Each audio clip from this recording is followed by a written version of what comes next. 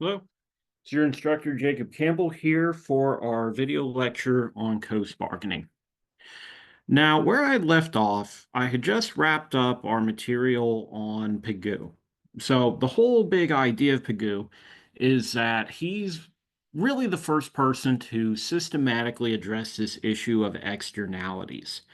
Pigou recognizes that by default, competitive market equilibrium is efficient. Competitive market equilibrium is a just way of allocating resources. But the issue is, oftentimes, our actions have consequences for people who are not involved in the market themselves. So, one of the beauties of a market is that it coordinates, you know, responsibility with self-interest. The benefits of consumption fall upon the heads of those who consume. The costs of production fall upon the heads of those who produce, and they are forced to coordinate with each other through this market mechanism. But the thing is, what about when other people are involved? What about when there's other people who aren't consumers of that good? They aren't producers, and yet, the consumption and production of these other people, it directly affects their well-being for better or for worse. And Pagoo's answer to this is, well, this is very much like, well, it literally is a case of the supply and demand being out of whack. The supply and demand only reflect the private benefits and the private costs. And so, if you want to solve this problem, one way that you can do this, a very efficient and conceptually easy way, is that you just artificially add on benefits or costs in the form of taxes or subsidies so that that private interest is now aligned with society's interest. So when people are misbehaving because they're not taking into consideration the effect they have on others, they simply need to be punished or rewarded. And this can be done financially through, public finance. They merely need to be rewarded or punished proportionately to the impact they're having on others. Now, this is not the only way that you can do this, though. And so now we're going to turn our attention over to another economist. You might think of him as being like a rival to Pigou, not in time because he came along a lot later, but in terms of having a very different response to this. And his name is Ronald Coase. Now, Coase, he is an American economist of the Chicago School. So it's the mid 1900s, and this guy is doing work in industrial organizations, studying competition between businesses. He's doing work in law and economics, actually kind of founding the whole field of it. So, what is the impact of a legal system on economic efficiency? How can you design legal systems to work better? And Coase is also working a little bit in political economy, right? The economic analysis of political decision making. But Coase is a very talented guy, and he's one of those people that if Heilbronner had written The Worldly Philosophers a few decades later, Coase could very well have his own chapter. But the big thing in Coase's era is that there is this big backlash to progressivism. So Pigou is a child of the progressive era. Pigou lives in a world that has seen arguably the worst excesses of laissez-faire, the worst excesses of an unregulated economy, and this is why he focuses on market failure. And Pigou's, generation goes on to develop a lot of the economic theory that's going to be implemented under figures like, in America, Woodrow Wilson and Teddy Roosevelt and FDR. But Coase has the opposite problem. Because the thing is, progressivism didn't fully deliver on what it promised. Progressivism believed that essentially you could centrally plan society and run everything like it was some kind of industrial engineering problem. And progressivism always sort of presumed by default that the market was wrong and all you needed was more government intervention to fix this. And early on, this doesn't seem too implausible. one of the big problems with mercantilism in Smith's day is that it's almost intentionally designed to fleece some parts of the population at others' expense. But by the end of the progressive era, we've come to find this doesn't work even when the leadership of a country is well-meaning. And more than anything, it doesn't work because of this economic calculation problem. It turns out that trying to hand over control of the economy to a group of technical experts does not work, and it ends up sowing all kinds of chaos because the technical experts are only human. They might be an expert on some narrow little slice of the world, but their narrow little slice has to interact with everybody else's narrow little slice.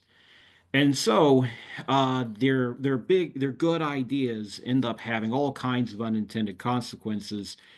And in the communist world, who, goes the furthest with this, they end up having crippling poverty until eventually they collapse. While in the Western world, you get these sort of anemic states as growth kind of begins to slow down, and particularly by the Great Depression, um, well, most modern economists agree that to a large extent, the reason the Great Depression lasts so long is because FDR comes in with this really harsh campaign of like nationalization, regulation, price controls, all stuff that you've seen the consequences of it in the 70s when Nixon does it. Well, when FDR does it, he goes, ape shit with it. And because of this, normally recessions end in a year or two. This one just drags on for nearly a decade. So by the 60s and the 70s, economic academia is starting to have a big backlash, and even the general public is starting to get sick of this because they've come to realize that the government isn't able to make miracles happen. And this presents a problem for Coase because Coase is living in a time where they've come to recognize the limitations of bureaucracy as a means of planning. But at the same time, he's living in an era of dramatic ecological breakdown, as you see back with, the Cuyahoga River fire, the Great London Smog, Chernobyl, the Aral Sea. All of this is happening in the late 1900s. And so there is this recognition that having some kind of central bureaucracy like the newly created EPA is probably not going to work that well, and yet you have to do something because the world is on fire. And what Coase ends up developing, this is called his Coase theorem, right? It's a mathematical thing. It's a literal math proof. Of course, I'm not going to show you that. I just tell you the idea in plain English. But what Coase ends up developing is a concept called Coase bargaining. And his big idea is, what if we make these nuisances, what if we make these externalities into tradable property rights? So whereas Pigou is going to want to tax and subsidize externalities, Coase wants to turn externalities into property. And the argument goes something like this. So we already recognize that the government is a little too slow and stupid, and this is just inherent to its nature. It's not able to raise all that kind of private information that Hayek talked about. The government is simply too slow to calculate in comparison to a market. And so you get this economic calculation problem. Now, with externalities, this isn't so bad. It's very difficult to run supply lines off this, but like I told you, with externalities, the externality can be measured in isolation. It doesn't matter what the externality on one good is to another. You can measure these things in isolation, and you only have to update them when the externality itself changes. So it's a much simpler problem. And yet, nonetheless, there is a problem because externalities can be very different from location to location, based both on the preferences of the locals and based on things like, population and the level of wealth. And you still have to have someone to estimate that. So you're not going to have an entire army of economists like you would at the Soviet Central Committee on Prices, but you still have to have a very large bureaucratic staff anyways. And because you have to pay these people, this also means that there are lots of small externalities that simply aren't worth it for the government to measure. So you get all kinds of market failures that are never going to be solved because the cost of solving it is actually greater than the deadweight loss of the market failure. So Coase's proposal goes something like this. Well, imagine if instead of viewing the externality as some like cosmic evil that needs to be punished, what if instead you let it be a tradable property right? So whoever owns the right to the externality has the privilege of doing or not doing the externality generating behavior. And then, because it's tradable property, now the externality becomes a factor of production, which means that it enters into the cost of production, and so the externality is internalized. So the whole issue here is that consumers and producers don't care about the effect they have on others. But if they're forced to buy the right to do whatever it is they're doing, then now they directly feel the cost of it. The Because it is property, you're going to have a demand for the externality. You're going to have, well, this inelastic supply of the externality. There's going to be some market price. The market automatically equilibrates for it. And because this is going into the cost of production, the externality is no longer external. If you have to pay for the right to pollute, if you have to pay for the right to make noise, if you have to pay for the right to do any of these obnoxious behaviors, then you already feel the consequences of your action because you're having to pay. So what this Coase bargaining does is just like Pigouvian taxation, it's going to essentially add on this full external cost to the producer's decision. It's just that, unlike Pigou, instead of having some government bureaucrat estimate what it is, you leave it up to the market to calculate on its own. And in doing so, you solve the economic calculation problem because what are markets really good at? Markets are really good at solving for the socially optimal level of something. Now, if this sounds kind of academic or theoretical, it really isn't, because this is basically how our legal system worked traditionally for a long time and still does in a lot of contexts. So this comes up with mediation oftentimes. One party does something that's offensive to another party, there's a threat of a lawsuit, yet very often they'll end up settling it out of court because it's better to come to some kind of agreement among themselves than to take it to the government and potentially have a judge hand down a ruling that neither party would want.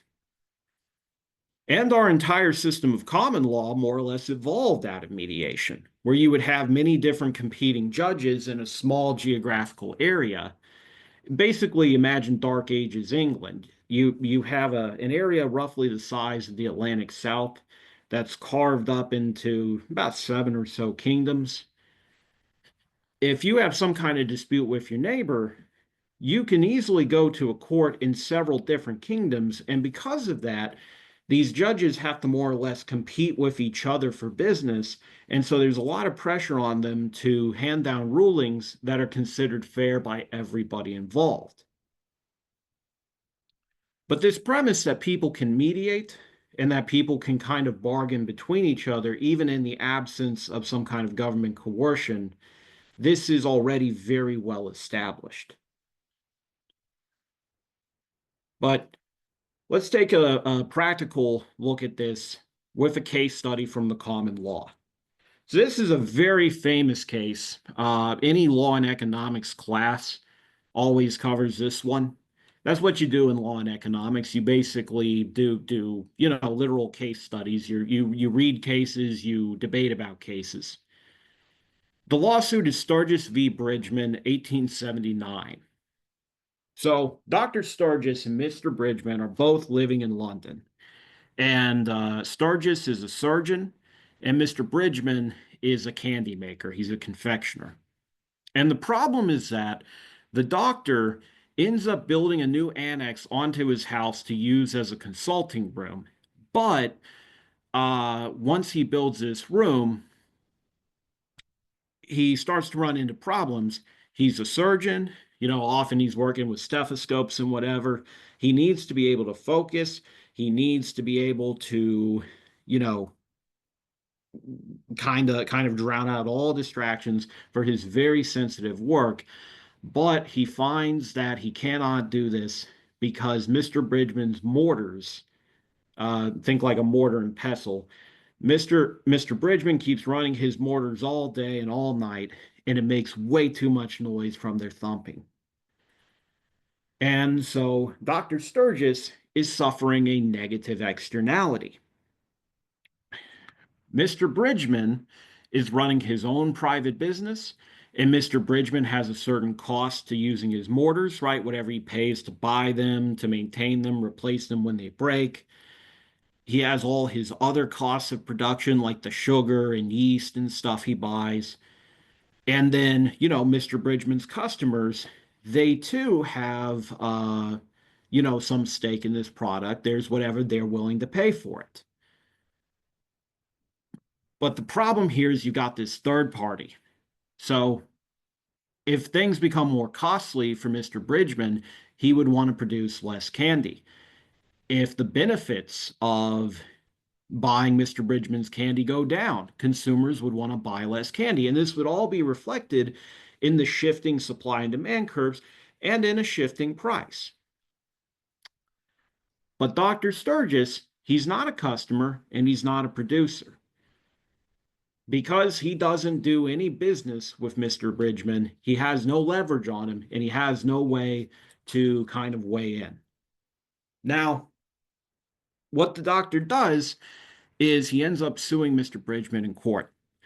And the court ends up ruling, and this is a very important ruling. This lays down a precedent in both British and American law.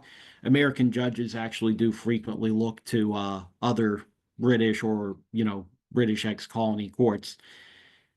But the court rules that the defendant cannot be held liable for a nuisance that the plaintiff inflicted on themselves. They refer to it as coming to the nuisance. So, as far as they're concerned, Dr. Sturgis is kind of acting like a male Karen. He has inflicted this entirely on himself. Mr. Bridgman has been running his business for a very long time.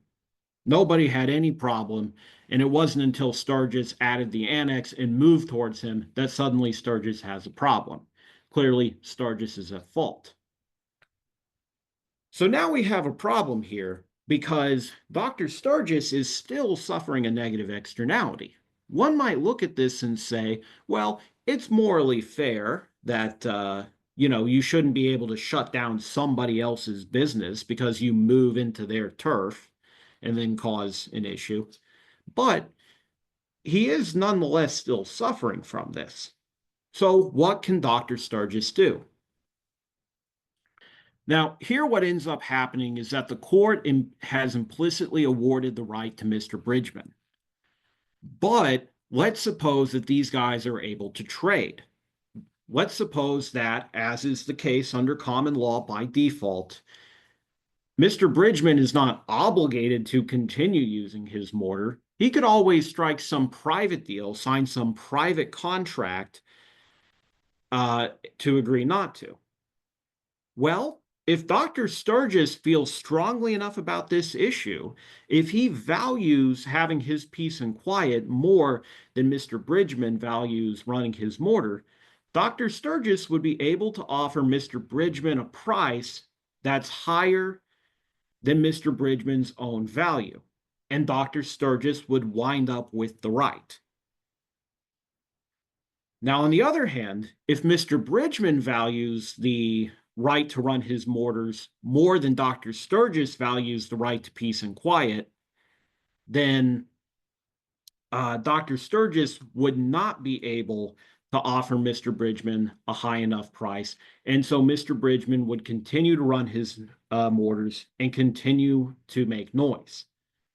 But it would no longer be an externality because Mr. Bridgman has faced the full cost of his actions in the form of the payment that he has to decline. The final decision might be to continue to generate the externality, to continue to do this nuisance causing activity, but Mr. Bridgman, he's having to fully feel the effect he has on Dr. Sturgis because he has to turn down this offer from Dr. Sturgis. And so, regardless of who values the externality more, and regardless of who winds up buying the right, regardless of who winds up possessing the right in the end, in either case, you wind up with the efficient outcome because the party that has a higher valuation on it is the one that's going to end up keeping it. Whether because they bought it or because they already had it and they refused to sell. But the key here is this idea of opportunity cost. It might not cost anything to Mr. Bridgman extra financially to keep running his mortars, but it costs him very dearly in that if he wants to run the mortar, he has to turn down the payment from Sturgis. And in doing so, that shows, right, that proves that Mr. Bridgman values this more than Dr. Sturgis. It proves it because Mr. Bridgman has to essentially put his money where his mouth is. Now, what if instead the court had sided with Dr. Sturgis? What if they had said that because a surgeon is more valuable to society, we're going to side with this man who runs a more prestigious and ultimately more important business, even if it's not financially as successful? Well, then Mr. Bridgman could have made him an offer. If Mr. Bridgman really needs to run his mortars, if he really, really values having that piece of equipment, he should be able to offer Dr. Sturgis a sum that is great enough for Dr. Sturgis to be willing to give up the peace and quiet. Maybe Sturgis moves his home. Maybe Sturgis just moves to a different room. Maybe he adds more like noise padding or something to his walls. But this is one possible outcome. And if Dr. Sturgis values his quiet, to an especially high degree, well, maybe Mr. Bridgman isn't able to make him an offer that's good enough. But once again, Dr. Sturgis is going to face the full cost of turning down that offer. Because while he might be able to have his quiet consultations, while he might be able to do his work in peace, he's not going to have the payment that Mr. Bridgman was willing to give him. The big thing here is that the government doesn't have to take an explicit side beyond the initial granting of the property right. The property right has to go to somebody. And in this case, the British courts decided to give it to the person who was there all along, the person who was there first. But regardless of if they had given it to Bridgman or given it to Sturgis, and regardless of if it ultimately ended up in the hands of Bridgman or Sturgis, in all four scenarios, you wind up with the property right belonging to the person that values it the most. In all cases, the externality is internalized. And the main thing that's required here is just having a government that respects contracts. as long as they know that whatever deal they come to is going to be upheld by the courts, they will be able to deal with each other.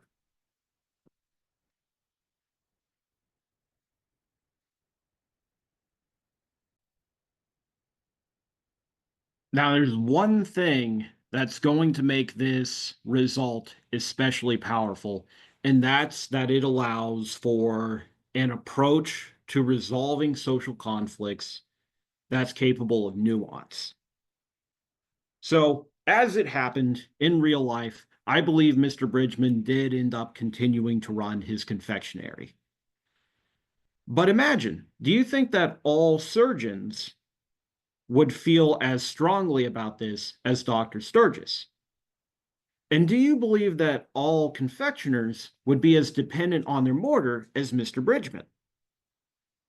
Well, different people, right? Different people are going to have very different valuations on this issue of noise because different people have different capabilities. You know, for one surgeon, they might not be as bothered by the noise, whereas another one may be a lot more sensitive. Some surgeons are going to have more business than others, which would factor in their ability to pay. And similarly, not all confectioners are necessarily going to need a piece of equipment like that, or they might be more or less dependent on it, just depending on how they go about doing their work. But you could imagine across the whole island of Britain, this very scenario could pop up again and again and again. And yet, just based on the two personalities involved, or based on the technical details of their work, the proper outcome, the most fair outcome, the outcome that maximizes value for society could be different in every case. And it doesn't have to be about making candy and doing surgeries. You understand the real issue here is noise pollution. It could be noise pollution from a factory. It could be noise pollution from a bar. It could be noise pollution from having an opera next door. And likewise, it could be a residential home. It could be a library. The real important thing here is how do you deal with this? How do you deal with this issue that exists all throughout society and yet has very different consequences in very different places?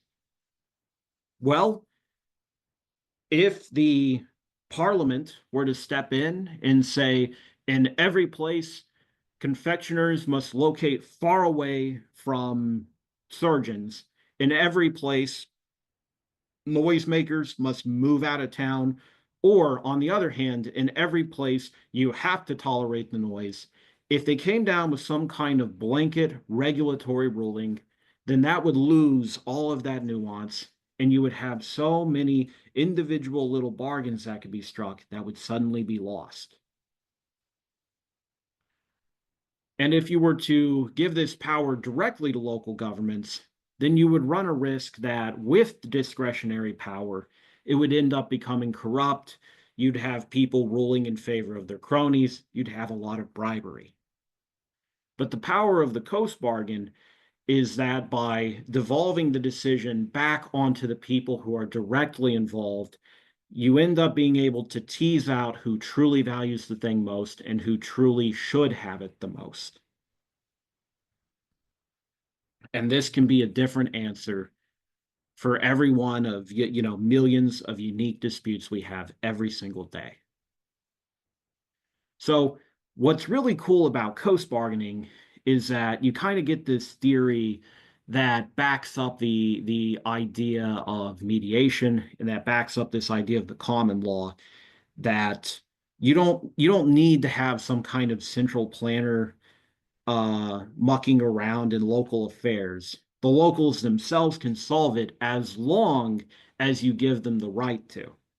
This means that you have to clearly designate who has the right to begin with, and you have to promise as a government to back up the deals that they strike. But as long as the government's willing to do that, as long as it's willing to act as enforcement for the private bargains people strike, you will get an efficient outcome. Now, we can see this at a grander scale where it comes to issues of mass pollution, such as, say, global warming. But at this point, I'm going to let myself take over from another pre-recorded video that I did, which frankly, I think will probably be a lot better quality.